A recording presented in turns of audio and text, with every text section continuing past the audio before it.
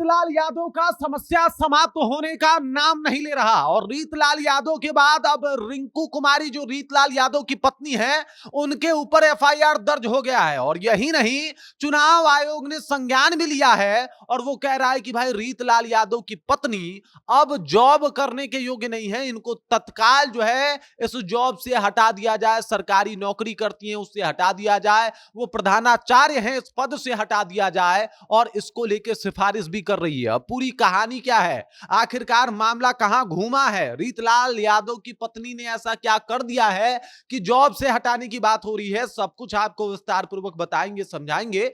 लेकिन उससे पहले मेरा परिचय जान लीजिए। मेरा नाम है रजत और आप जनता जंक्शन देख रहे हैं। सबसे पहले आप इस बात को समझिए कि रीतलाल यादव जो हैं वो आरजेडी के टिकट पे चुनाव लड़ रहे हैं। जेल में ही थे तो तेजस्वी यादव ने इनको बुला के टिकट भी दिया और अब ये आरजेडी के टिकट पे दानापुर विधानसभा से चुनाव भी लड़ रहे हैं। दानापुर में इनका पूरा माहौल रहता है। दानापुर में कहीं ना कहीं तूती बोलती है बाहुबली नेता रीतलाल यादव की। लेकिन अभी बाहुबली नेता रीतलाल यादव खासा मुश्किल में है। आपको याद होगा कि जब इन्होंने कोर्ट में सरेंडर करा था, इस दौरान इस बात का भी जिक्र किया था कि पुलिस इनको खत्म कर देना चाहती है और इसी वजह से इनको कोर्ट में आके सरेंडर करना पड़ रहा है कि भाई साहब जान बची तो लाखों पाए। और यही आरोप रिंकू कुमारी जो कि रीतलाल यादव की पत्नी है उन्होंने भी पुलिस के ऊपर लगाया था कि पुलिस इनके साथ ठीक नहीं कर रही है। और अब देख लीजिए एकदम से माहौल उलट गया है। अब रिंकू कुमारी जो है वो फंसती हुई नजर आ रही है। वो रीतलाल यादव की पत्नी है, इसके अलावा वो एक प्रधानाचार्य भी है। एक स्कूल में वो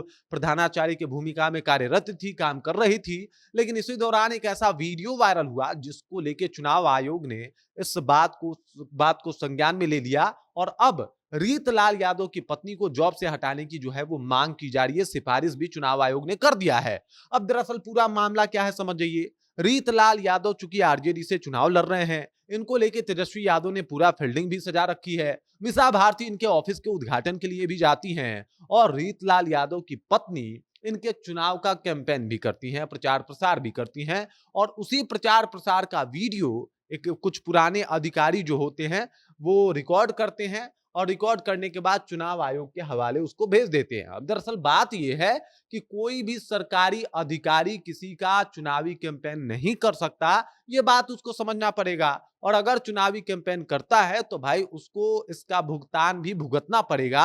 और ये वीडियो जब चुनाव आयोग के पास पहुंचा तो चुनाव आयोग ने कहा कि रिंकू कुमारी ऐसा नहीं कर सकती हैं और इसी वजह से उसने सिफारिश भी कर दी है कि भाई उनको पद से हटा दिया जाए, वो अब प्रधानाचार्य बनने के काबिल नहीं है। और इस तरीके से रिंकू कुमारी के ऊपर जो है कहीं ना कहीं ये बात ट्रांसफर हो गया है। तो आप देख सकते हैं कि भाई किस तरीके से रीतलाल यादव की मुश्किलें जो है वो कम होने का नाम नहीं ले रही। तेजस्वी यादव बतौर आरजेडी के एक कहा जाए मजबूत पिलर बहुत ज्यादा सपोर्ट भी कर रहे हैं रीतलाल यादव को।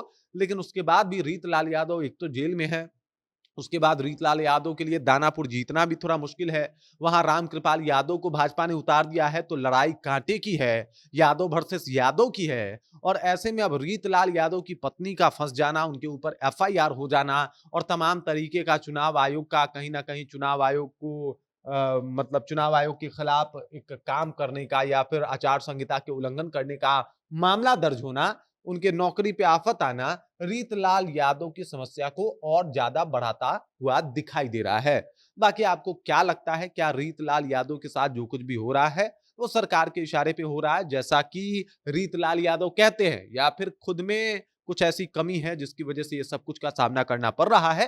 कमेंट करके अपना विचार जो हम तक पहुंचा दीजिएगा। बाकी आप देख रहे हैं जनता जंक्शन और मेरा नाम रजत है।